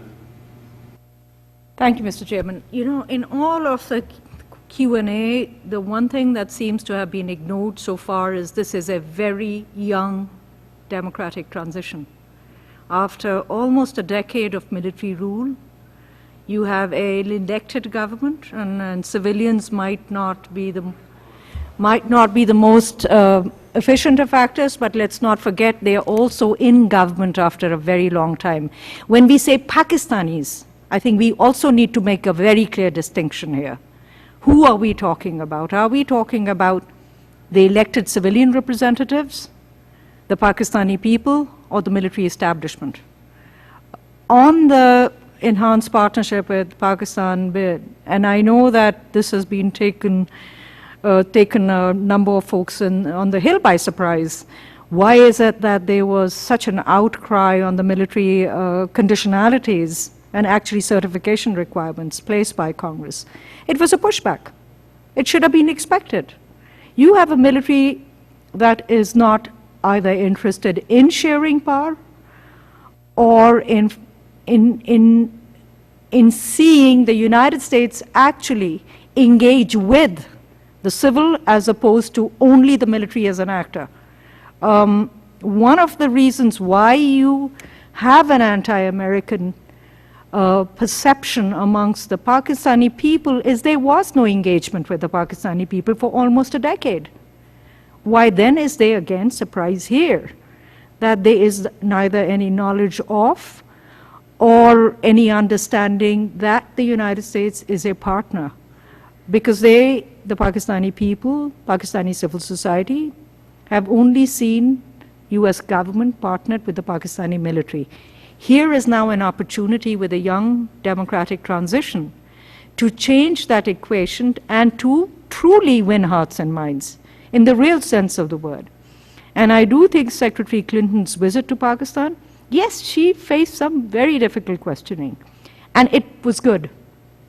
Because she, I think, began to understand that public outreach needed to have been done on an emergency basis, and I think there will be a focus now in reaching out to the Pakistani people, to an elected government, to elected institutions, as opposed to only partnering in what was the war on terror with the Pakistani military. The conditionalities issue, again, you know, I personally believe that there was not a sufficient attempt made in terms of public outreach to inform the Pakistani public and opinion makers that there were no conditionalities on economic assistance. Can I just interject? First of all, I would contest that a little bit, because I took several trips there and had a number of conversations with those people directly on that point. So I was any upset nature, and that was perfectly willful on people not wanting to at that time. But there's great control of the military, or at least influence of the military, on the media. And that was the media almost exclusively sang the song of the military on that, and that drove public opinion considerably on that whole notion as well. So that was a large part of the problem. But here we see a lot of the problem with, and I listened to Mr. Duncan's comments, and they're always enlightening. You know, he's zeroed in on some of the issues here. But people in this country see a balance right now between what their own needs are in terms of our economy on that, and they do see foreign aid as something that, in one sense, they want to do, and they understand the implications of that, but almost a need to justify it, and the easiest or most available way to justify it sometimes is the security aspect of it. So I think that's where it gets tied in, and we need to break that out and rationalize it better on that. The whole idea of the USAID's capacity, Dr. Fair, is this. Look, they don't spend a lot of their money on monitoring and evaluation. They spend a very small portion of their budget, unfortunately, vis-a-vis other agencies, and I think you'd agree they have to ramp them up. Am I correct on that? And so we need to do that, but as long as they don't have the capacity, and we talked about education programs where, as you say, they could tell the number of teachers that were in a classroom, but they had 4 people on their staff for the entire country of Pakistan to go around and evaluate the quality of the program, whether or not the teachers were actually teaching anything worth learning, or even whether they were showing up every day on that. So are you of a mind that we're right to take a look? First of all, let me just ask you, tell us a little bit about your remarks that you made in your written testimony about education, and whether we ought not to think about pulling back on education and redirecting our resources a little differently there, and I think that would be helpful for us. Well, I've sort of become a fatalist on this education issue. One, since 9/11, there was so much focus on this madrasa stuff. Now, to be very clear, full-time madrasa utilization is actually quite rare in Pakistan. There have been a number of very interesting estimates, but they aren't supported by robust estimates using a variety of survey instruments. And this has caused, well, in the madrasas, for example, that are involved in terrorism, I view them as a law enforcement and intelligence problem, and they are well known to Pakistan's intelligence agency because they have been using them to create militants for quite some time. So I have been in principle opposed to the United States trying to get into madrasa reform. It also undercuts those people who are important that are seeking madrasa reform on their own, because it kind of makes them look like American, lackeys. On the public education sector, which is a provincial subject, you have, because of the capacity issue, trying to shove large sums of money down a small pipe results in this outcome-driven stuff. How many teachers can we churn out? There's no impact of, was there any impact on the training? It's just how many teachers have we trained? That's why I find a more interesting approach is an information-driven approach. The World Bank has done some really interesting stuff, reporting teacher absenteeism, reporting student performance, school performance, and when there are cost-neutral ways, parents actually shift as a result of this information. I've also become a fan of doing what we do best, and that is encouraging competition. The World Bank found that when there are private schools in the mix, and when there's information about school performance, it actually produces it compels the public sector to also improve. So I think we should probably be looking at doing what we do best, and that is improving quality through competition. Now, this does not mean that we should not be working with the ministries to improve their effectiveness to deliver services, but simply relying upon those given the pervasive problems, and quite frankly, they don't want us interfering. I mean, as you said yourself, they have resisted all sorts of monitoring, and I think there are a number of reasons for it. I'm also somewhat skeptical of relying upon elected officials as the silver bullet, in part because of Pakistan's young democratic transition, but also in larger measure due to the way legislators are oriented vis-a-vis their constituents. They don't deliver policy, they deliver patronage. So when you look at local governance initiatives, for example, we supported that, although it was really to support Musharraf because he wanted local governance, because it was a new way of patronage to create a series of supporters for his initiatives. But the execution of aid, from what I can tell there, it really becomes contracts are given out to friends of the local administrators. So again, this kind of goes back to we really have to try a variety of different mechanisms. All of the available mechanisms have a number of various serious problems, and I suspect each of those mechanisms have their own particularly monitoring requirements that would actually help them to be effective. But the capacity at USAID, if you don't have the capacity, it's simply irresponsible to shove all this money down the system because of the corruption.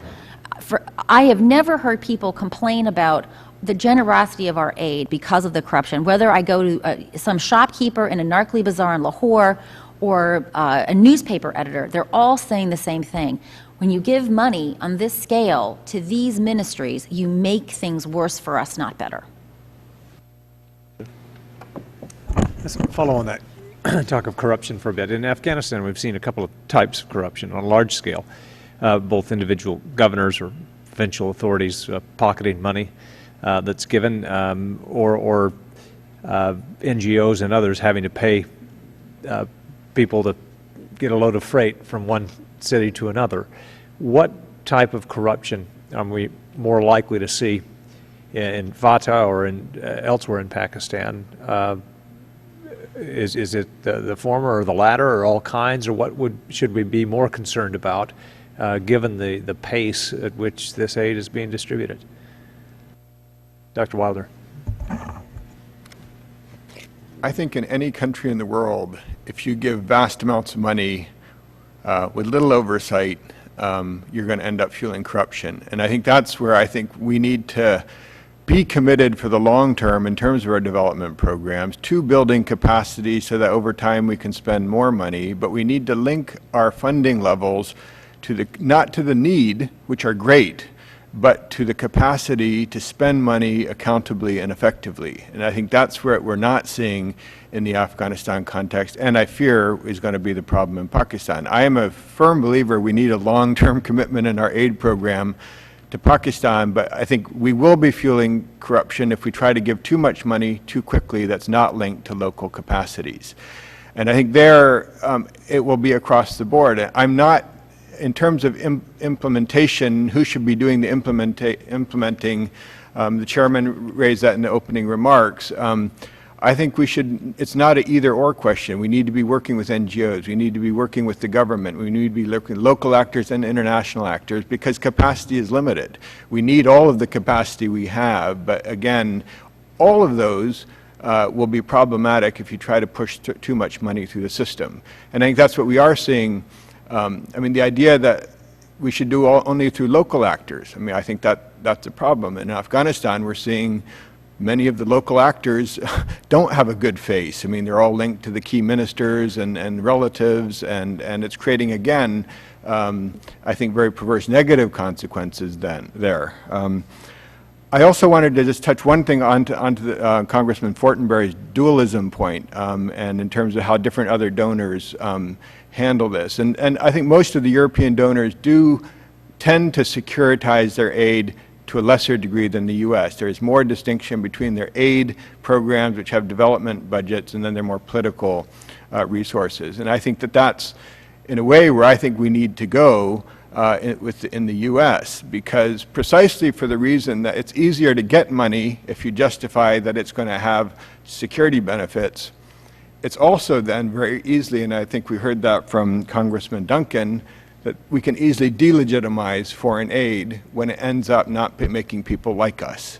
And if our money isn't going to make them like us, let's stop giving them money. And I think that's a danger I see with our current securitized aid. Whereas in Pakistan, if we could distinguish our development objectives, we could then be very happy that our health programs have had a significant impact in Pakistan over decades in terms of improved health indicators, reductions in maternal infant mortality rates. USAID in the past contributed to a very effective development of a health management information system, which has been important. Support to the lady health worker programs. I think we need to be cautious not to assume that all USAID programs have had no impact. There have been positive development impacts over time, but I think if we're looking for them to like us as a result of our aid programs, then we're going to be disappointed, and I fear that that's going to then over time reduce U.S. public support for our foreign aid programs. So again, I would argue for a greater dualism in our foreign aid funding to Pakistan between our development objectives and our more political and security objectives. And lastly on that, in terms of local perceptions of conditionality, I don't think you'll have any Pakistani, again, objecting to conditionalities on how our aid money can be spent in a more transparent and less corrupt way, so that in our health funding to the health sector, we demand accountability for how that money is spent. I think the problems are in the conditionalities on the political realm relating to the military, civil military relations, the nuclear program, various aspects programs like that. That's what generates a lot of unhappiness in Pakistan. Thanks. If I, in my short remaining time, just, we're going to be questioning administration witnesses coming up here soon, hopefully early next year. What's the one question, the most important question we need to ask in terms of their capacity to monitor this aid? I mean, is it ramping up significantly the personnel or the areas in which they do oversight among themselves, or what? What's the most important thing for us to ask and to have them answer? Dr. Fair? Well, you kind of said it in your question. Do they have the capacity to execute this money responsibly? This civilian surge, I mean, I'm wondering where these civilians are coming from. Yes, exactly. You know, many of them have no experience in South Asia. They are there for short-term contracts. So even if they plus up the numbers, this does not in any way, shape, or form make me confident that they're going to be able to execute this funding program responsibly. Dr. Weiler, do you have anything to add to that? Same. No, I just share the same concerns, again, that if we need that long-term commitment to support for Pakistan, but linked to our capacity. And I think it's not, I think the security constraints, the security situation continues to deteriorate in Pakistan, and yesterday's news was not, positive in that regard. The capacity of USAID staff to actually do monitoring and oversight is going to be limited. So just more numbers of people sitting in the embassy compound with very severe constraints on their mobility is not necessarily, I think, going to increase the capacity. I mean, I think in general, globally, I would argue we need to be investing a lot more in rebuilding USAID's capacity to program and implement projects so that they don't have to subcontract it all out. But right now, in the short term in Pakistan, I think that, and similarly in Afghanistan, civilian surges, there are big questions about what all these civilians are going to be able to do, both in terms of what their capacities they bring to the table, but also even those who would be effective are going to be so constrained in that insecure environment that, I don't see that in itself is going to increase capacity sufficient to monitor the sheer volume of money we're talking about trying to spend within a fairly limited 5-year time frame in Pakistan. Thank you. Thank you for your indulgence. No, thank you.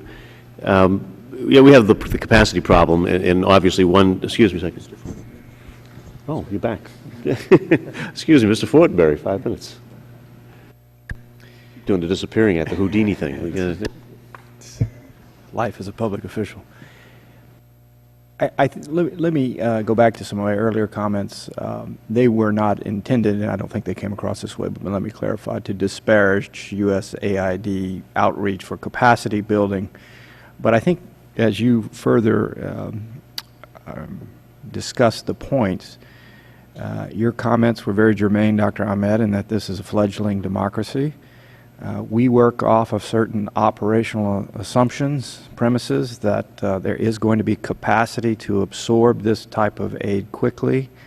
And whenever you're not dealing with well-defined institutions that aren't necessarily fully reflective of the principles of self-determination and therefore are not going to be more transparent and have power consolidated into the hands of fewer institutions, fewer people who may be in a situation to manipulate, your outcomes are going to be messy and difficult. I think the benefit, though, of this hearing is actually staring that in the face under the very real constraints, though, of the geopolitical urgency in the area and the new evolving U.S. strategy of security, capacity, and stability based upon a wedding of military operations as well as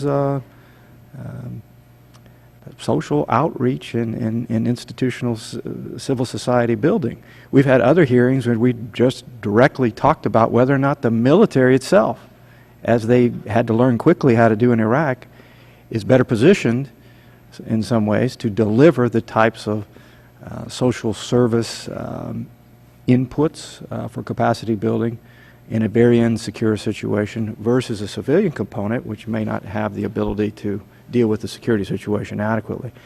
So we're in a very constrained situation. I think that's the point. The institutions aren't sufficiently developed. We have a policy based upon the nature of our government where we have to do things quickly because of changing political dynamics, but the urgency of the security situation as well is compelling us to make this move as difficult as it is. Now, I understand the intention that what you're talking about, to separate the outcome measures of how you might be implementing a healthcare clinic and what the outcome of that is versus did it stabilize the institutional capacities for, again, governance and security for the people over the long term. We just don't have strategic long-term thinking. Everybody recognizes that, but it's very hard to have that with the nature of our political system, with the nature of the, again, geopolitical movements in the arena, and with nuclear weapons sitting over the horizon, potentially falling into hands of people with very twisted ideologies who want to do us grave harm. That might be beyond the realm of what your expertise is, given the very good comments you had in terms of making our efforts more effective. But that's the constraints that we're operating under, and I guess your recommendations, short of, I heard what you said, separating the objectives of security and social capacity building and measuring those distinctly. I think if we had time, the investment in social justice outcomes does pay security dividends. I think it's a matter of time. The truncated allocation, though, of time compresses this into an artificial period without the capacities to absorb it quickly, without the experiential level, perhaps on our side, as you were just suggesting. The last thing we need is people holed up in an embassy who are spending a lot of money, who can't get out and do good things, or who are doing good things empowering the wrong people that are actually undermine the stability of the society over the long term. So that's a long editorial comment on just how I think complex this is, and if you want to talk about any other recommendations, given again the constraints of time and the nature of the political system there as well as ours, that we improve the chances of meeting the dual goals of social justice but also security. Yes? Mostly my work is on security issues, so counterinsurgency, and it's very, I understand what you're saying, but when there's no data that justifies that what we're doing has any impact, and it seems to be having a negative impact upon our strategic relationship with the country, I think that justifies calming down this faux timeline of urgency. Let me give you a really good example of what's going on in Pakistan. I don't like to call it counterinsurgency because what they're doing is not population-centric coin. It's actually low-intensity conflict, which is resulting in massive damage and huge displacements of persons. But even if they can clear an area, they've traditionally had problems with holding. And this is because, for example, they have inadequate police that are able to do this holding. And in counterinsurgency, that's exactly the agency that should be doing holding. I know that Dr. Ahmed has done a lot of work on police reform in Pakistan.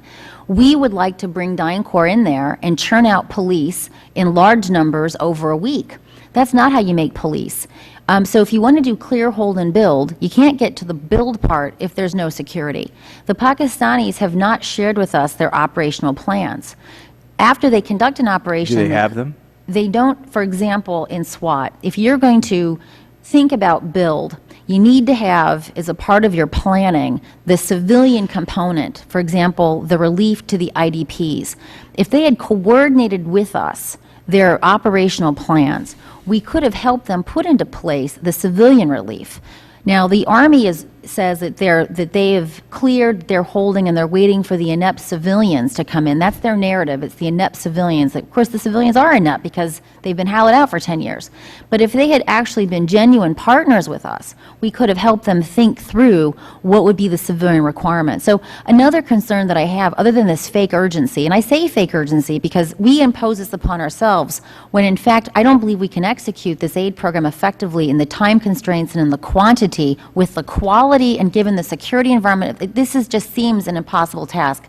But we certainly can't do it without Pakistani partners. And when I look at different sectors, another good example that has immediate security implications is justice sector. One of the things that the Taliban do well is actually justice provision. They go around, they can resolve disputes expeditiously, not complicated things, family disputes, land disputes. There's no recidivism.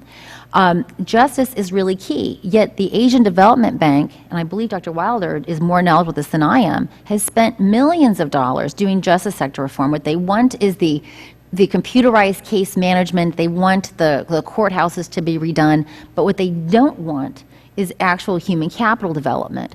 So I'll make the other argument that it's not only the limitations of USAID, numbers, their security environment, but it's also the political system in which our partners are embedded. And this comes to a much larger issue, which I think Dr. Wilder knows a lot more about than I do, and that's civil service reform. So you keep rolling back the things that have to happen before we can effectively spend these sums of money effectively, and you realize there's no substitute to anything but a long-term commitment to capacity building. Thank you. The point that was made earlier about the USAID in terms of numbers of personnel, the capacity is well taken, and we spent some time on that. I think as disturbing to those of us that were visiting there just a little bit ago was they have 6-month rotations. 6-month rotations. So if you're a USAID worker, how much oversight can you do for a project that's 2, 3, or 5 years in a contract length? So I think that's just another impediment, looking at the whole structure of how we do staff up the USAID and what their appointments are on that basis. Do we run any risk, let me ask you this, in terms of security, if we were to slow down the distribution of aid in the Northwest Frontier Province and in FATA until we had in place a system and a mechanism for compiling the data that would tell us where best to allocate the resources, to prioritizing them, putting together an implementation plan, putting together an effective monitoring plan, an evaluation plan of that, and moving at a much slower pace than is anticipated sometimes when we talk about this counterinsurgency. We're going to do it all at once. We're going to go in, secure, hold, build the world again, and move on. What security risk, if any, do we run in slowing things down and doing it as I've described? Doctor? One of the things we have to recognize, and I agree with you, Congressman, these are stark choices for regional security and for global security, emerging out of a very ugly conflict. So I don't think we have the luxury of time, frankly speaking, to sit around and look at the data, assess it, look at the mechanisms, do all these studies, and then decide what kinds of interventions are possible at all. Let me also say this: Afghanistan and Pakistan are two different countries. There's a different level of capacity in Pakistan from that of Afghanistan. What you need in Pakistan, what you need in Afghanistan is to build the institutions. What you need in Pakistan is to reform the institutions. And there I think you can actually use quite effectively to ensure that you're building the capacity of the institutions in terms of reform. There is a police force, there's a judiciary, there is a civil service. None of this has to be, there are political parties, there is a legislature, nothing has to be created by the United States.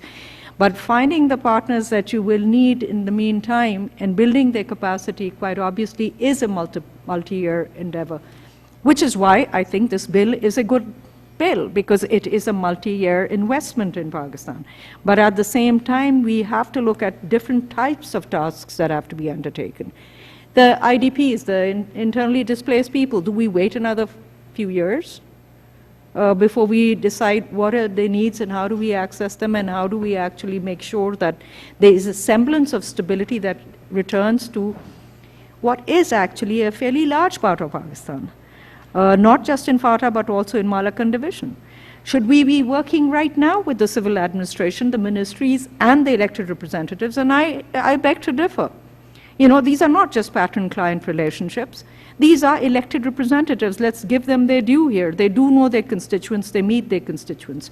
We can use all the channels that we have right now to assess, first of all, the urgent needs and the urgent programming that needs to be done, and then the medium term and long term.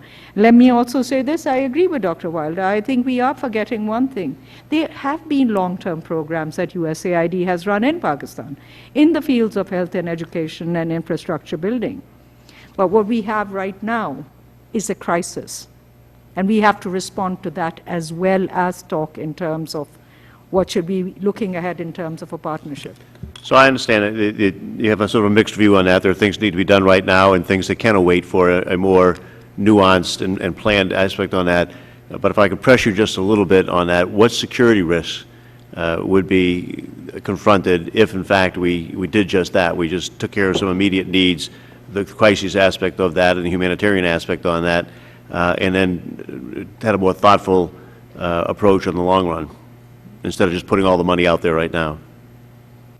I do think that if the programming is actually divided into the quick impact, humanitarian needs, development needs based projects to the medium-term projects with a certain degree of consultation which is in there, and which, frankly speaking, there's another factor we should be looking at, which again has been neglected as thus far in this discussion, is on the survivability of the democratic transition. Because if this political order disintegrates, we're not back to square one. Thank you. Dr. Wilder. Yeah, I also think the situation is urgent and deteriorating. My only question is whether money is going to reverse that if it's spent ineffectively. And I think that's where the real focus needs to be. How do we spend the money accountably and effectively? Then I think there can be positive benefits from it. And I think that's where throwing money at the problem in short time frames is not going to, it's going to exacerbate matters, and I think that's what we're seeing in the Afghanistan context. I absolutely agree with Dr. Ahmed's point that Pakistan and Afghanistan are very different, and I think the issue of the civil service is a critical difference there, where you do have a history of an inherited institution, which was very strong, and it's been weakened over time, overly politicized, but I included this in my written remarks, but I didn't really have time to comment on it today, but just the importance of prioritizing civil service reform. And I actually think that this is an area of opportunity where the U.S. can help. It's an area where the U.S. government has tended not to take a lead role and left it up to donors like the British and the World Bank. And I think it's maybe not a comparative advantage where the U.S. has to lead on it, but certainly to support multilateral efforts for a long-term effort to strengthen the civil service and public administration reform in general in Pakistan. In the past, the problems in civil service reform are not technical ones, they're political ones. And the main actors who need to push the reform have a vested interest in maintaining the status quo, which is working quite well. But the push for reform in the past has come at times when Pakistan has been in crisis financially, IMF conditionalities, and the consequences are often viewed in terms of downsizing and negatively. I think that now that there are resources, there is an opportunity to have a politically smart strategy of incentivizing some of the critically important reforms that need to take place. And I would put this forward as one concrete way where I think the U.S. could engage with and support in its resources of a multilateral initiative to push civil service reform in Pakistan.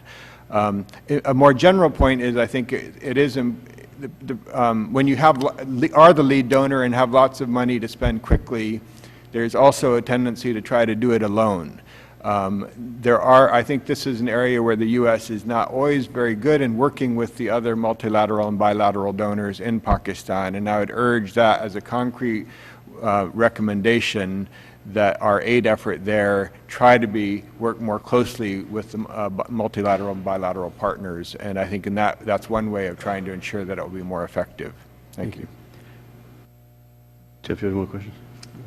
Good. Then let me just close with one, if you'll indulge me for a second on that. So I'm hearing very clearly that we need to take care on a humanitarian basis those emergencies and crises, and I clearly understand that. That we also need to, with respect to the rest of the monies, not be so anxious to just put it out there somewhere, but to get together a plan of how we're going to engage local people, really get their cooperation and input, have them take some responsibility and accountability for it, and develop your plan for implementation, oversight, and all of that, which is good. I don't hear anybody saying there's going to be negative security implications if we take that path. Am I correct? You think there will be negative security in place? No. Okay. Exactly. That's what I'm saying. So we heard nothing on that basis there.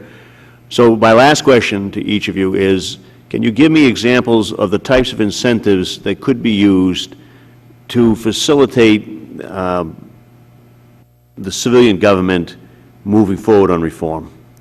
And to the extent necessary, of course, having the military not impede that on that basis. What types of incentives might be put in place to make that happen? Because I think one of the problems is the will. Is there a will of the current structure who's, I think, benefiting quite a bit from the chaos and the way we're distributing money right now and the inherent corruption and aspects on that. So if we could just go once over, we'll let you go. Thanks.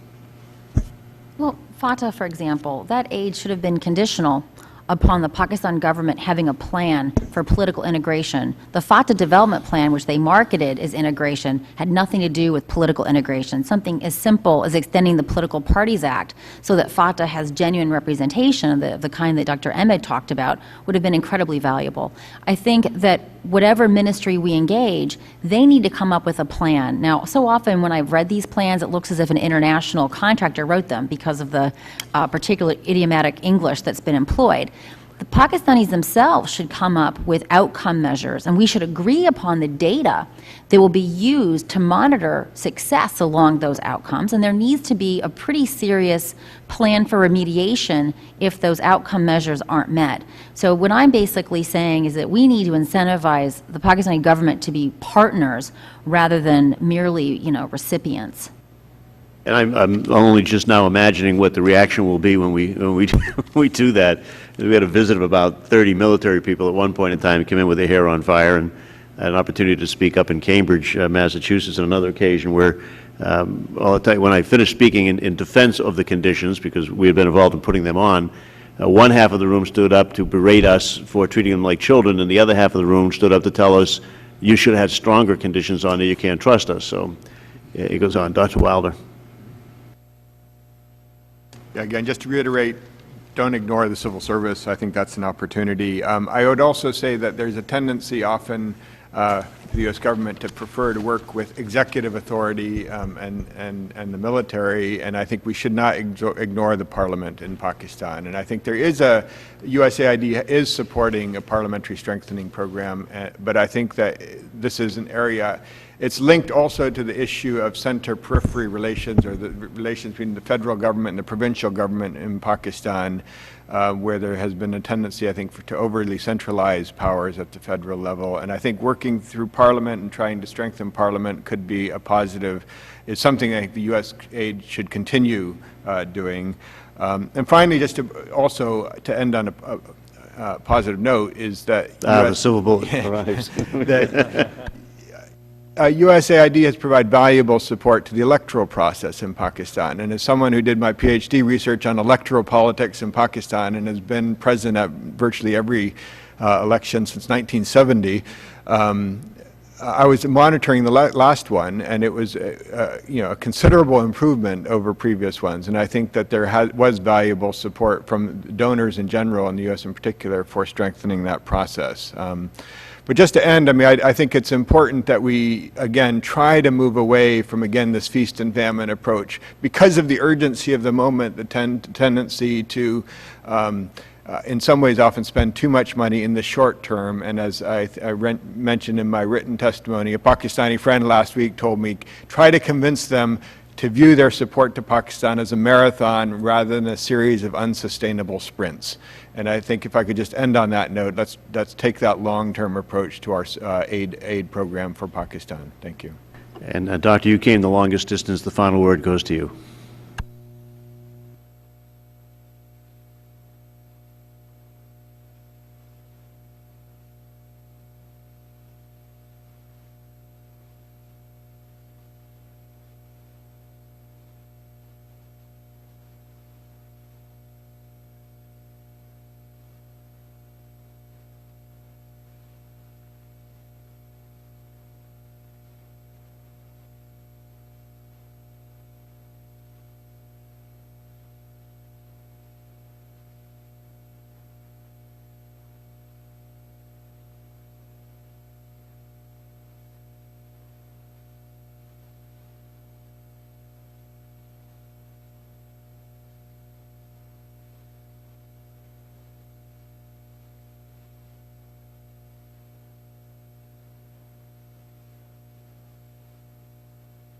How do you envision that support, Dot? Is your microphone on, by the way?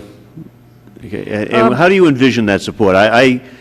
We hear a lot of times that they need support, the civilian government needs support. So just exactly, do they have the will to accept the support and do something with it? And what exactly would that support look like to be effective? This is a public program that was announced from a public platform. This is not behind closed doors discussions.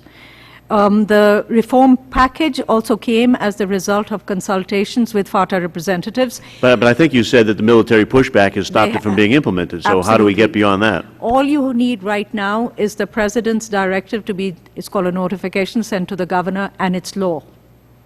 And there is where I think the President does need support. As you know, that's not the only front in which the President is being attacked by the military and other opposition power circles.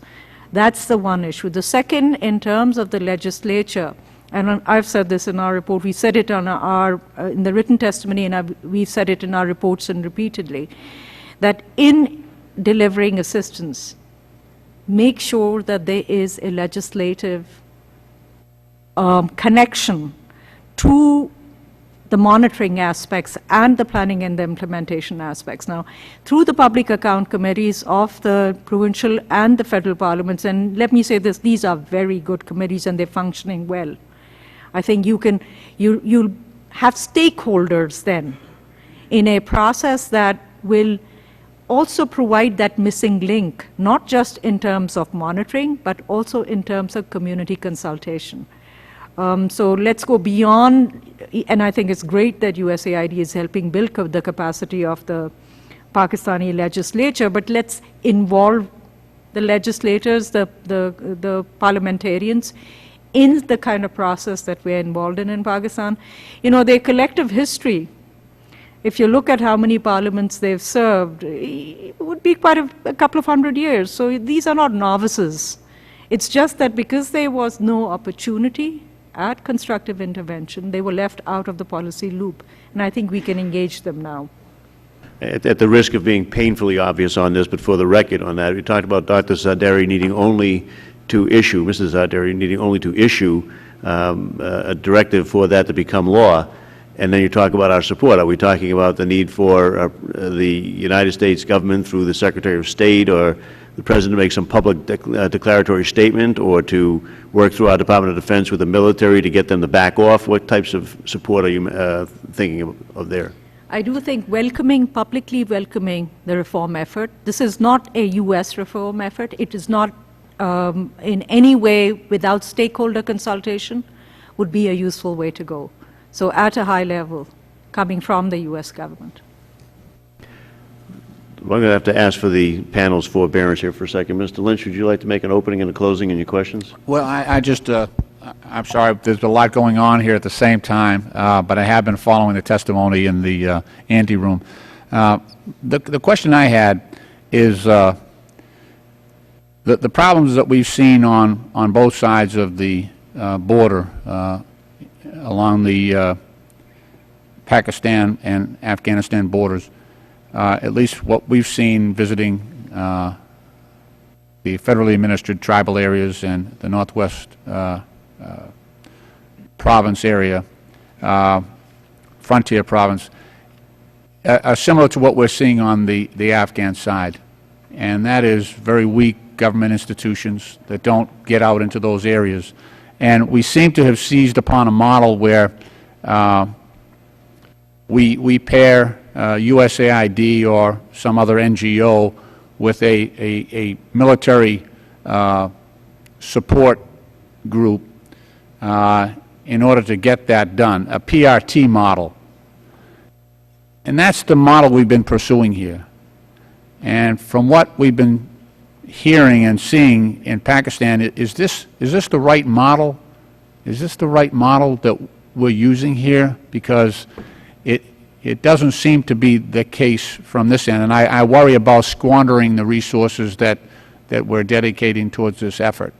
And if we've got to come up with another model that allows us the accountability and the transparency that we need to make sure the money's going to the people that we want to help and that it's been being used effectively, then we've got to come up with the right idea before we pump more money into this system, because otherwise it'll just be wasted, and I wouldn't blame the American people one bit if they grew frustrated with, you know, just continually pumping money in here. We've got to show some progress.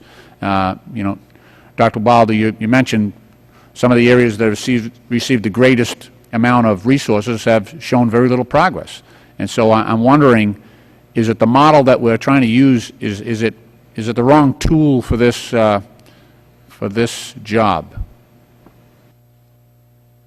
Well, there's a serious problem between the need for quick results when we're not going to get quick results. State building can't be done on the quick. It's a generational thing. It's a long-term process, and that is the critical. But no, just to distinguish, some of the PRT models are very long-term, and so it's not an idea that we're going to go in there with a PRT and turn things around in a matter of months or even a couple of years. It's capacity building, but I'm more concerned that framework, the pairing of a military unit with the capacity to allow some of the development work to go forward, is that the wrong model here? Should we be trying something different?